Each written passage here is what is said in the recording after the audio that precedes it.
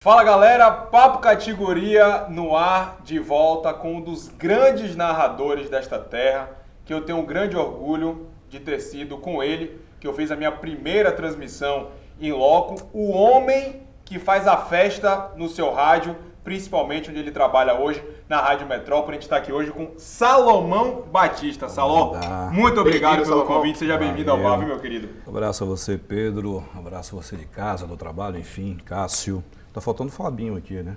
Deixa ele. Goleiro de seleção não pode faltar. Daqui pro fim do programa a gente vai aprontar. Aliás, deixa eu botar minha mão aqui, é o seguinte, depois de Zé Eduardo, Edson Marinho, tantas feras que já passaram por aqui, vamos ver o que a gente pode contribuir pro programa. Não, sempre tem. Pode ter certeza que a festa hoje... Vai rolar a festa, vai rolar a festa aqui. E para começar sem mais delongas, o que eu queria já saber é o seguinte. Posso esconder a mão aqui? Não? Senão vai ter problema. Rapaz, é porque é o seguinte... Por que você tá... Salomão, é a mão esquerda? É a mão que usa a aliança, é isso? Você já foi entregando, agora não tem jeito. Esqueci, desculpa aí. Esqueci.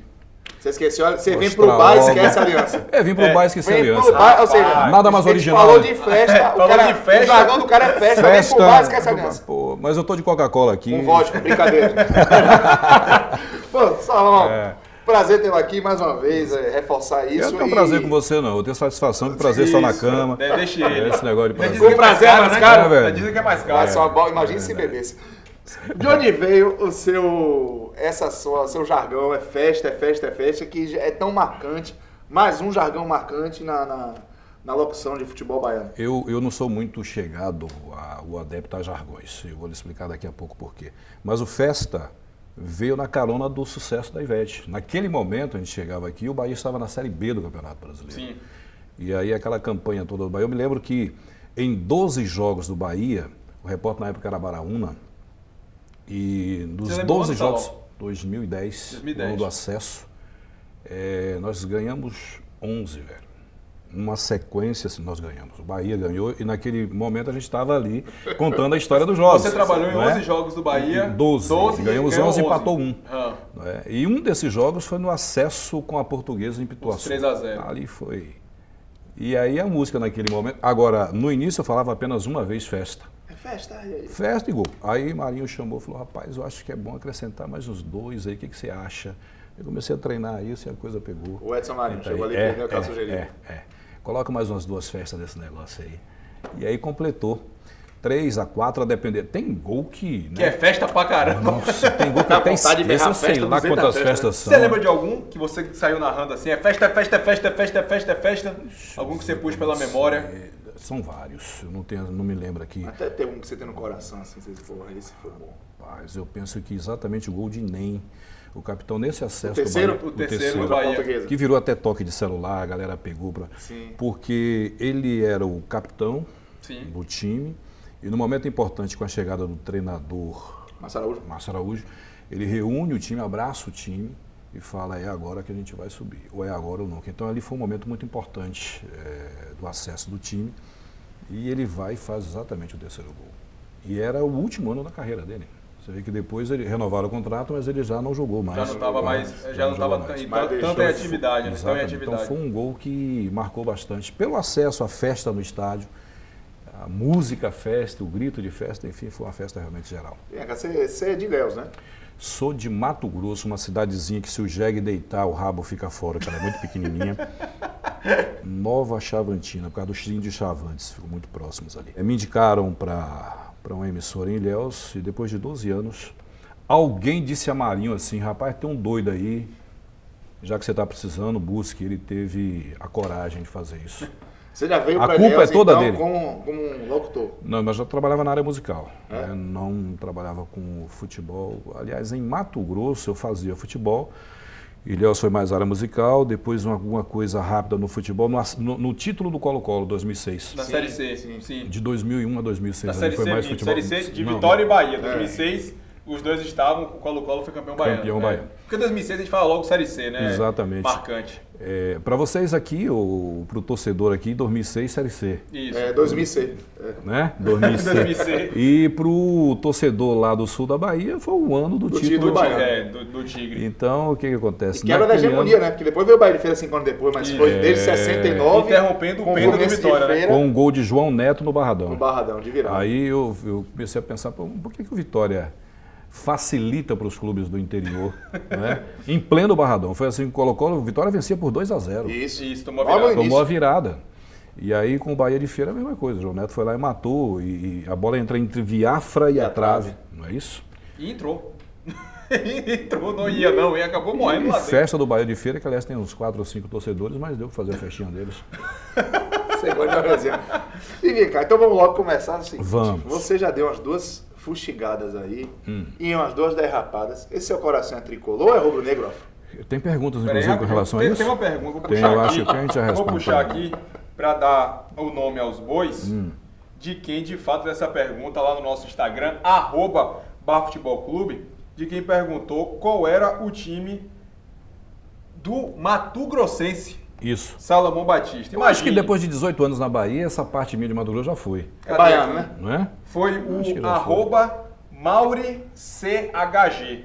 Você é Bahia ou Vitória, Alfa? Deixa eu te falar, eu cheguei aqui na Bahia com 33 anos de idade. Você não vai aprender mais a torcer para ninguém.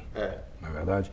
Então, do primeiro ano que eu comecei a entender e acompanhar futebol até lá, eu comecei a gostar muito do Flamengo de Zico, Júnior, Leandro, aquilo ali, aquela máquina de jogar futebol nos anos 80. Aquilo marcou bastante. Você tinha 2 grandes clubes no futebol brasileiro que dividiam os títulos, aliás, 3 com o Grêmio, que também em 81, não é isso? Foi campeão. 81, campeão brasileiro 83, e 83 campeão da Libertadores e Mundial. 81 Flamengo, 83. Então você tinha Grêmio, Flamengo e São Paulo. Foi vice-campeão brasileiro pois São Paulo. Então você tinha esses 3 clubes lá, de Brasília para lá, naquela região centro-oeste toda ali. E, aliás, Flamengo. Aqui no interior da Bahia também ou você é Flamengo ou você é Vasco. Não teve um Goiás, um Vila Nova? Não tem. Um Atlético Goianiense, né? Não tem. Aí você vem com esse negócio. Sinop. Que revelou, aliás... Que é onde o Rogério Ceni revelou o Rogério Ceni, o Sinop. Aí o que acontece? Misto. Aliás, eu tenho até uma história do futebol mato-grossense. Quando eu comecei, vamos fazer um jogo da 3ª divisão do campeonato mato-grossense. A primeira já não existe, imagina a 3ª. Minha nossa senhora. Aí chego no Dutrinha, que é o estádio mais famoso de Cuiabá, o mais antigo e tal. Um estádiozinho, uma pocilgazinha. Só pra gente ter uma noção, a sua cidade, como era o nome dela? Nova Chavantina. Nova Chavantina. Fica quanto tempo de Cuiabá? 600 quilômetros. Porra. 600 quilômetros só. 650, alguma coisa assim. É o que acontece, chego lá, cadê linha para transmissão? Você não precisa pedir um fato pitoresco? Sim. Esse é um deles. Linha de transmissão, e agora o que eu faço? E em frente o Dutra, se o padre estiver me assistindo, me perdoe, eu estou, inclusive, aproveitando o espaço para isso. Vai pedir desculpa? Se confessa. Se confessar. Confessar logo. Aí pedi o motorista do ônibus que tinha levado a delegação, meu irmão, não tem linha. E te passava o cabo com fiação de fios do lado externo do estádio. A linha de transmissão, a linha de telefone. A telefone das residências e tal. Inclusive da casa paroquial. E eu pedi a ele para que parasse o ônibus exatamente ali debaixo daquele poste. Subi no ônibus, fui lá, escolhi uma das linhas, botei o fone, falei, é essa. É essa aqui. Liguei, puxei o fio para a cabine e fizemos a transmissão. Eu sei que passados uns 15, 20 dias chegou a cobrança lá. Esse número aqui, ligaram para esse número, era o padre retado da vida, né, querendo receber o negócio da transmissão. Não sei quem pagou, eu sei que a transmissão foi feita. Foi feita. Pela linha do padre. Pela linha do padre. Ou seja, ficou na conta do Papa. Boa. Olha, o Douglas Santana aqui vem participando com a gente, galera fazendo pergunta para Salomão Batista. Ele faz o seguinte, aproveitando o ensejo. Salomão, você já transmitiu algum jogo em condições mínimas ou que sua voz sumiu durante a transmissão? Um grande abraço. Não, nunca tive esse problema da voz sumir, não. Mas antes de você falar de condições mínimas, um jogo que está na memória do torcedor do Vitória. Copa do Brasil, Vitória e Náutico de Roraima. Sim. Como é que foi que você transmitiu esse jogo? Que vocês foram. E então foi em 2016, viu? Ano passado. Foi mesmo, eu me esqueci desse detalhe. Você foi. Tô me lembrando do bar aqui lá. Pois é. Chegamos lá, estava o secretário de esportes da cidade, ia ter o futebol, e como é que vai ser esse processo aí do futebol? Pô, a gente precisa transmitir e tal. E como é que é? Não tinha linha, não tinha energia, porque o time que ia jogar... Náutico de Roraima. Esse Náutico é do interior. Roraima já não é essa coisa toda, imagina o interior. Imagina o interior de Roraima. E lá também não reunia condições, então vieram para Roraima para fazer esse jogo contra o Vitória. E o que acontece? Ao chegar, o estádio não reunia a menor condição. Estádiozinho... De universidade, né? É, um negócio lá, um campo de futebol, na verdade. Na rua dava chamar pra ver de o jogo. estádio. Aí o que acontece, rapaz? Colocaram as mesas de bar em volta da alambrada. Foi bom que eu sentado nessa mesa aqui, o jogador estava aí na câmera. Se você falasse assim, jogador... Eu vou tentar pegar essa foto, não sei se eu ainda tenho, mas eu tenho uma foto dele na cadeirinha de plástico dessas. Nas cadeiras de bar, dessas normal. de bar, de plástico. Na pista de atletismo, né, que tinha uma pista em volta do pista estádio. ali na pista, exatamente na pista. E a visão do gramado era linear. E ali eu não precisava, por exemplo, dos repórteres, porque eu olhava para o banco aqui, eu sabia quem ia entrar, quem ia sair, eu não precisava desse olho lá embaixo. Só da vez atrás do gol, né? Só, estava ali. Então eu via até a orientação dos treinadores com os jogadores. Isso é 2016. 2016. Rádio na Bahia. Você não tem ideia das peripécias pra que essa rapaziada, aliás, a gente, né, que tem que fazer. Uma outra situação foi no Paraná, Bahia e Paraná Clube. Paulo Siqueira acho que estava comigo nesse jogo. Simplesmente a assessoria de imprensa do Paraná Clube não liberou no ano de 2011, acho que foi isso, o acesso, simplesmente de birra. Não vou liberar a cabine para vocês de fora, não. As cabines trancadas. Eu transmiti o jogo com os equipamentos aqui no colo. Tem aqui retorno, mesa de som, não sei o quê. No Paraná, como é que é o nome do estado do Paraná? Não, do Dorival de Brito. Exatamente, ali. Mas em que lugar? Junto dos sócios do clube, eu falei. Então, aí o tom de voz você tem que baixar, porque na hora de um gol do seu time... Você tem quase com a marcha fúnebre na hora do gol. Exatamente, que a direção do time está toda lá em cima, os sócios, então a pressão muito grande. E deu para fazer o jogo assim, amigão. Outra coisa, quando ele diz equipamento, não é uma... São muito jogos. Não é equipamentozinho, não. É muita coisa que você leva para o jogo. A mesa de som, o retorno do repórter, não é? O retorno próprio, mais os equipamentos... para ligar tudo é muita coisa, microfones e tal. Mas deu para fazer a transmissão. Eu falei na abertura que meu primeiro jogo como comentarista... Já estou imaginando a fechadura, que a abertura já foi assim. Eu tinha 23 anos, 23 a 24 anos. Um moleque. Acho que 24, né, bicho? 24. Não, 23 anos e uns 14 meses. 24. Mas a gente foi pra Feira de Santana, Bahia de Feira e Bahia. A 180 por hora. A abertura do Campeonato Baiano eu quero lembrar se foi 2013 ou 2014. Bahia de Feira venceu o Bahia por 1-0, gol de Pelezinho. Foi o primeiro jogo que eu trabalhei no estádio e tive o prazer de trabalhar com o Salomão, que é meu amigo. Primeira vez que ele me chamou, Pedro, você não saiu o jogo, e eu comecei a falar. Mas eu falei, cara, assim, geralmente o comentarista fala uma pincelada e entrega. Eu comecei, ele me olhou e fez assim, ó. Ele já falou o jogo todo, vamos agora com a bola. Eu fiz, filhada mãe. Depois ele passou pro repórter, garoto, é assim, ó, caminho das pedras. Puxa o freio de mão aí. Puxa o freio de mão. Agora, você lembra da viagem pra Feira de Santana com o que acontece? Jailson Baraúna no volante. O toque era o seguinte, quando você está aprendendo a dirigir, naturalmente você quer acelerar. Aliás, eu acabei um carro do meu pai por causa disso. Acelerei e não sabia nada. Eu achava que estava arrebentando. E o cara quando começa também no microfone, quer falar muito. Claro. E naquele momento de início, quanto menos você fala... Melhor, menos você erra. Por aí. Por isso o recado... Aprendi um pouquinho, né? Mas não foi vocês que fizeram também um Bavi de Pituaçu, a final do Baiano em 2012? 3-3? Foi em 2013. Foi 2012. Ali foi 2012. Então foi 2012 o ano desse Bavi. Minha estreia foi em 2012. 2012. Pela Tudo FM na época. Rádio nada, né? Nada ou tudo? Tudo. Era tudo. Porque na época a gente tinha 4 ouvintes. A gente, o operador, eu, você e o repórter. 5 com minha avó, que não perdia a sua avó, gente viu uma transmissão. E o seu pai também, que um dia mandou um feedback. Ela tá indo bem. Meu pai que é fã de Salomão. É isso, um abraço pra ele. Tava um pouco nervoso o rapaz, aquele 3x3? Muito nervoso. Aliás, tirar a virgindade desse rapaz no microfone foi um negócio, né? Você vê que a gente foi uma satisfação, já que com você prazer mais caro. Não, nesse caso foi prazer. Foi prazer? Eu tive que levar para completar a obra. Começamos aqui, Pituaçu, Barradão, completar a obra lá em Feira de Santana, no Joel Piceiro. Rapaz, foi aquele Bavi dos 3x3, eu e Salomão Batista, bicho. Primeira final que eu tava transmitindo. Aquele jogo foi loucaço. Um jogo louco que foi aquele. Eu tava transmitindo, meu amigo, a unha tava assim na mesa, ó. Tanto que eu ia falar, respirava. Não, Salomão, o Bavi tá assim, tá assado. Aí ele, calma, garoto, calma, tô tranquilo. Tinha um processo na cabine, ainda bem que a gente não tinha nenhuma dessas câmeras aqui, que tem 30 câmeras, não tinha nenhuma dessas lá. Porque se tivesse, você ia dar risada pra cá. Porque ele estava desintoxicando a arquibancada. Sim. Então, para controlar, exatamente, você controlar o ímpeto de torcedor E agora você passar a analisar um jogo do seu time, você não deixar a emoção transparecer, não é fácil. Num clássico, numa final. E como foi o jogo, exatamente. É por isso que chamava ele, ó, vai devagar aí, porque... Eu terminei o jogo não deixar a arquibancada encarnar. Eu terminei o jogo em pé. Quando o Pedro tem uma bola que bola só, o Pedro que encaixa, vai em lomba. Eu já tô em pé, bicho. Eu não vejo o que aconteceu depois. Eu viro as costas. Já tava... mas acontece. O negócio mas faz parte do processo. Um monstro aqui pra aprender um pouco. E eu vou dizer a você, é feliz dos ouvintes que tem locutores, comentaristas, repórteres, torcedores de origem. Isso. E que depois se tornam profissionais, porque... Tem a bagagem, né, Salomão? Da vivência, de entender o lado do torcedor, a emoção que o torcedor está passando lá. Sem dúvida. Agora não me quebra o retrovisor. Pois é, pronto. Ótimo assunto. Eu tenho aqui uma pergunta. Antes de você falar a pergunta, eu só mandar aqui ó, o Emerson Mota dizendo: aê, até que enfim vocês me escutaram, trouxeram o Salomão, o Guina Tatu. Poxa, até que enfim também, obrigado. Claro. E cadê outra mensagem chegou para você, ó? O @CFJBinho.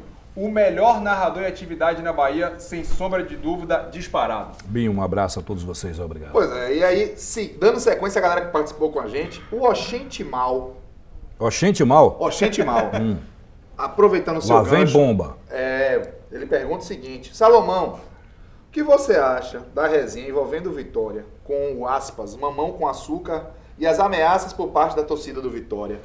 Deixa eu só contextualizar rapidinho, porque isso aqui vai pra internet, vai passar anos, e a galera não vai saber. O Vitória tá no Campeonato Brasileiro, já fez 15 jogos em casa, 16 jogos em casa, venceu 2, perdeu 10, empatou 4.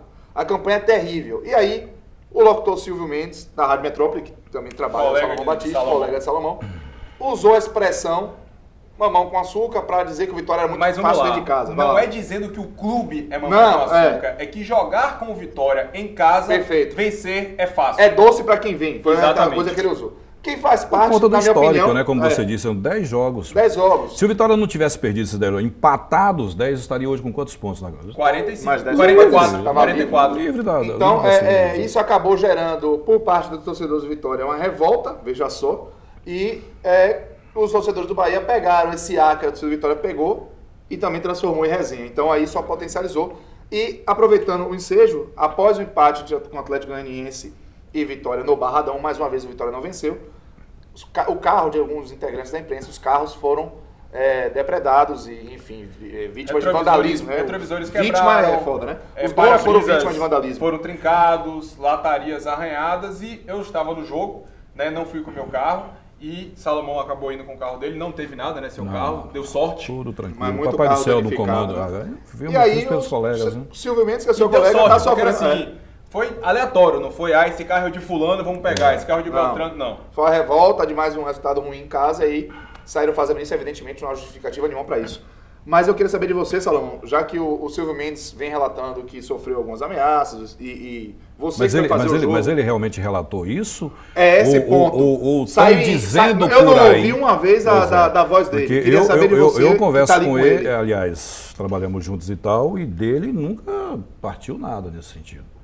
Ele nunca virou para você dizer assim, estou sofrendo ameaças aqui, nada, rigorosamente nada com relação a isso.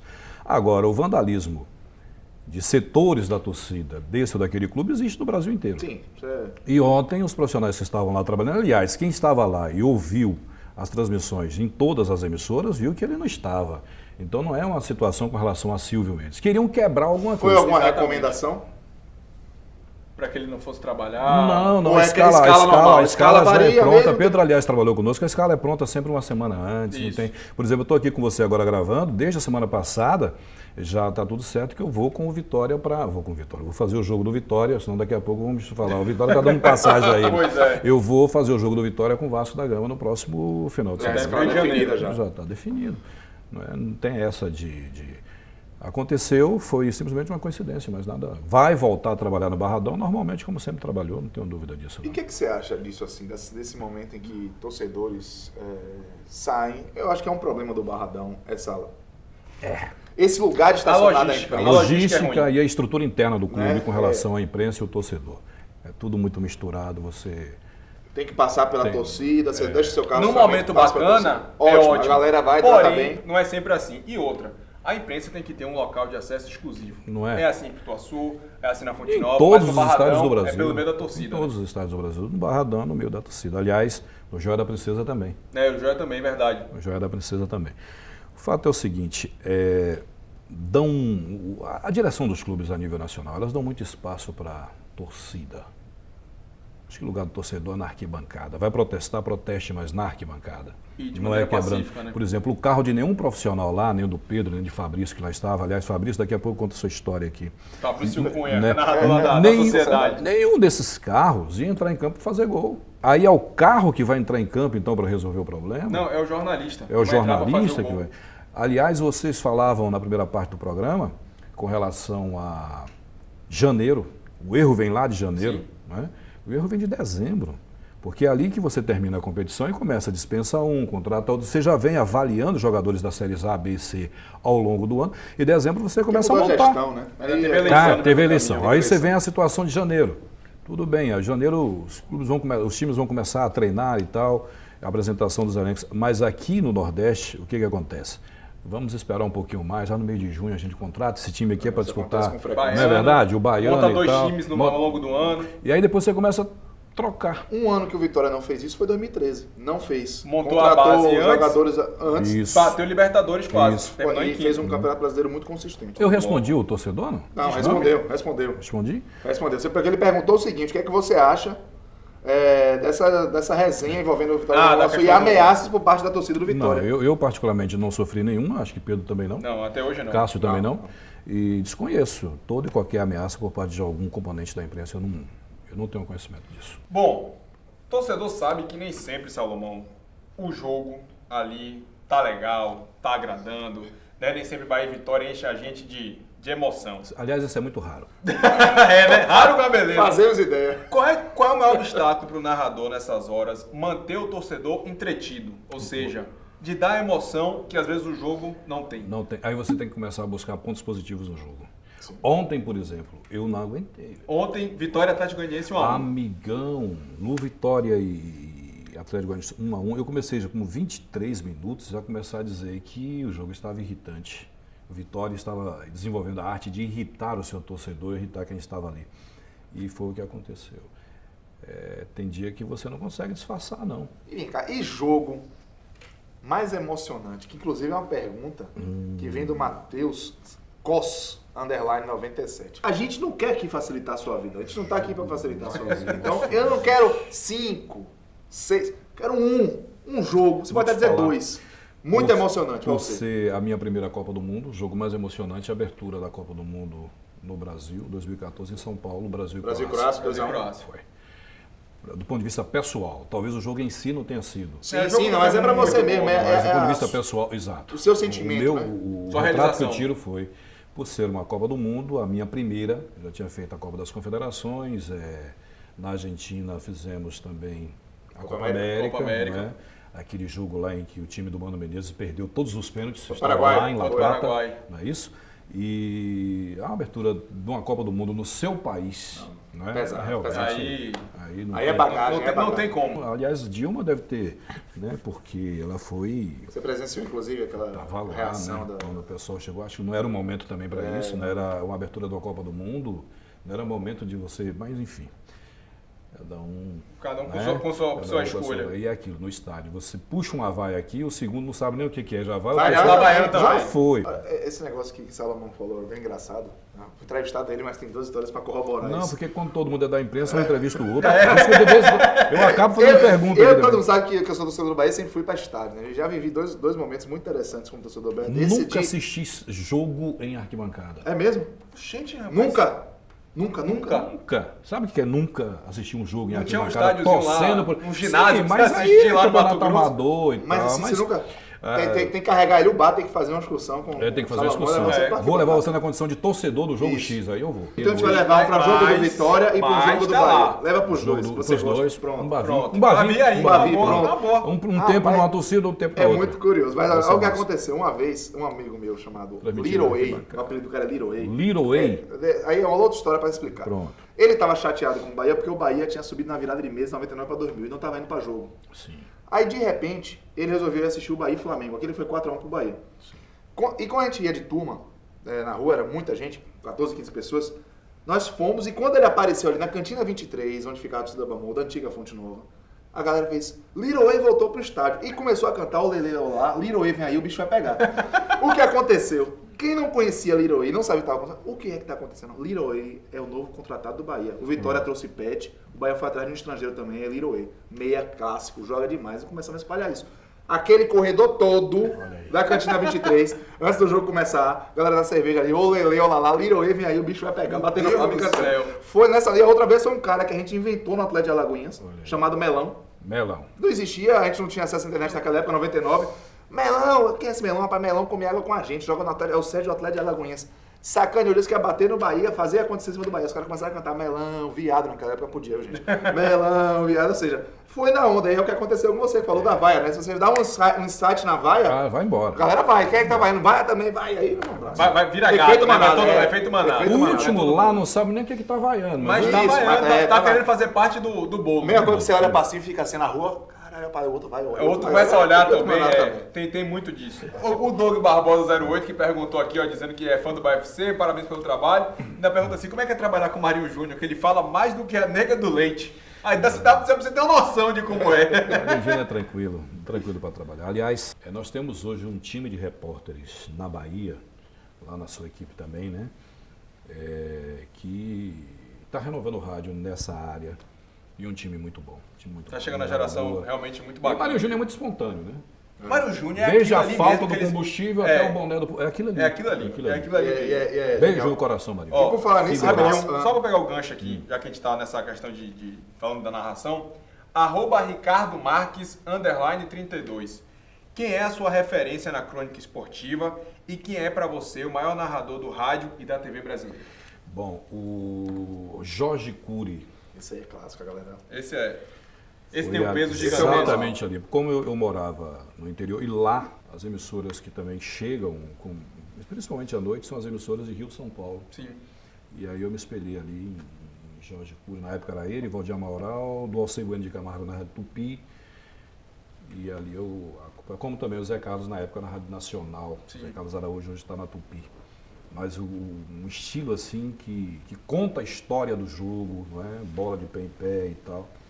Jorge Cury foi nele que eu me espelhei. O Ítalo Bento, aqui no Twitter, ele pergunta o seguinte pra você. Porque você falou do jogo da Seleção Brasileira, Beto, de Copa, foi o mais emocionante. Mas e da dupla Bavi, Salomão? O que é que você tem? Aí você pode dizer um de cada, se você quiser. O que foi que... Bom, no início do programa já você falou da Portuguesa, vai em português. 2010, 3-0. Vitória, rapaz, foi um jogo no Barradão em que o Neto Baiano sumiu a aliança de Neto Baiano, uma confusão que teve. E aí, esse gol, inclusive, foi para o Sport TV.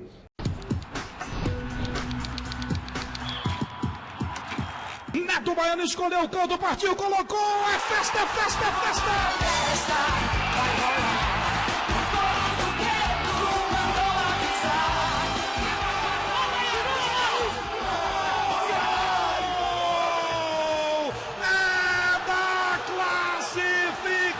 Rubro-negra do Barradão, Neto, o artilheiro do Brasil, Neto, o cara da aliança, casado com a bola, vai pra rede, bota o Leão na frente pela primeira vez no jogo. E ninguém entendeu, porque lá na hora do gol, acho que foi Vitória e... Foi um gol no final do jogo? ABC de Natal. Foi ABC Natal, 3-2 Vitória. 3-2, Vitória começou 2012. Perdendo o jogo. Isso. E aí o Neto vai... Foi o quê? Copa do Brasil? Copa do Brasil. O Vitória tinha empatado fora e tava tomando 2-1 em casa. E aí nem o empate salvava. No final ele acabou virando. Isso, com 3 gols de Neto Baiano. Aí Neto Baiano, o cara da aliança. E botaram esse gol e ficou o cara da aliança. Porque rolou a história lá da aliança de Neto que havia sido subtraída no vestiário. Tava uma confusão. Tá? E aí o cara da aliança foi gol. Esse jogo se marcou porque, como você disse, nem o empate servia. O Barradão estava lotado. Veio o 2-1, 2-2 e logo depois a virada. Aquela virada ali foi fantástica e foi um jogo para mim muito emocionante. Uma pergunta que surgiu aqui, Salom. Sua vinheta. O pessoal perguntou aqui agora. É o Júnior 853. Júnior 853. Como vocês escolhem as vinhetas? Na verdade, eu não participei desse processo. Eu cheguei, fiz um jogo da sua vinheta? De estreia. Salomão Batista. Não participei. E aí Edson Marinho disse, bom, eu vou pedir alguém para fazer. E pediu a Renato Fechini. E Fechini no estúdio dele lá fez... Vou beber pra esquecer meus problemas. E aí acabou fazendo a vinheta, tá aí até hoje. A vinheta marca tanto, um nome de profissional de rádio marca tanto, que você deve ter passado por isso. Você chega num lugar, aí a pessoa ouve sua voz, aí olha e faz assim, agora, eu lhe conheço. Aí quando você fala Salomão Batista... E acontece, o mais importante disso tudo é quando você pega alguém na rua cantando a tua vinheta. Já aconteceu isso com você? Acontece, mesmo que a pessoa não lhe conheça. Ou então, quando lhe conhece de vídeo, um programa como esse, o cara te encontra na rua e já vem cantando a vinheta. Então o feedback fala, bom, o cara realmente esse sabe. Porque tem aquele cara também, pô, manda um alô aí pra mim, tô ligado em você aqui na Rádio Transamérica. Esse cara não sabe nem a rádio que tá o dial lá, né? Aliás, antes de terminar, eu vou contar uma internacional, a última viagem com o Edson Marinho. Por favor. Bolívia é altitude, né? Aí chega, nós fomos no mesmo voo que Mauro Naves. Vocês foram fazer Brasil e Bolívia pelas eliminatórias, o último jogo, né, do Brasil fora de casa. Exato, em La Paz, não é isso? Isso. La Paz. E ficamos no aeroporto de Cochabamba conversando com o Mauro Naves e reclamando da altitude, que a gente já sentia ali a dificuldade para respirar e tal. E não é tanto como La Paz, mas já sentia um pouco. E nisso o avião da gente vai embora. Ô, gente.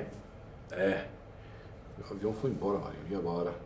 A sorte foi que o pessoal do aeroporto falou assim, rapaz, se fosse aqui no Brasil seria um problemaço. Sim.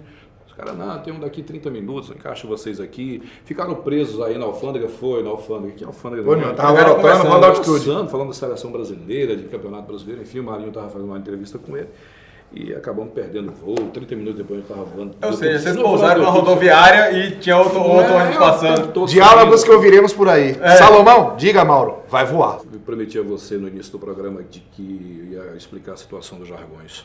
Por que eu não... Sim, porque você não tem jargões, é verdade. Porque eu gosto de trabalhar a transmissão mais limpa possível em cima da bola. Essa é uma marca. A marca não é apenas e tão somente festa. A marca é correr atrás da bola. Sim. E trazer para o ouvinte o máximo de informações daquilo que o jogador está fazendo, está traduzindo no campo de bola. É como se fosse fazer das suas palavras dos olhos. Exatamente. A descrição. Então você... hoje, por exemplo, tem uma discussão. Ontem algumas pessoas questionaram, pô, o árbitro deu 5 minutos de acréscimo no jogo e tal, porque é uma recomendação da FIFA. A bola no Brasil está rolando muito pouco. Estão roubando o torcedor. Comemoraram 63% de bola rolando no jogo, foi um absurdo. E não é uma crítica, não, é apenas um alerta aos colegas de profissão, ou dessa área, especificamente da narração esportiva. Está enrolando muito. Estão enrolando muito, se prendendo muito atrás de chavão, se prendendo muito atrás de historinhas, e o jogo está rolando lá embaixo. Então uma das marcas, não é só festa, a marca principal do meu trabalho é narrar o máximo possível de bola rolando. É o jogo descrito. O jogo tem que ser descrito do primeiro ao último minuto. Seus olhos são os olhos do torcedor. Tem que ser. Tem que ser. Tem que ser. A função do narrador de rádio é essa aí. Maravilha. Isso é uma aula. O cara ligou o rádio para ouvir a transmissão esportiva. Então vamos lá, posicionar onde a bola está, o que realmente está acontecendo, dando subsídios para que o comentarista, especialmente jogos fora. Isso. Né? Porque às vezes a imagem não está mostrando a realidade do jogo em si.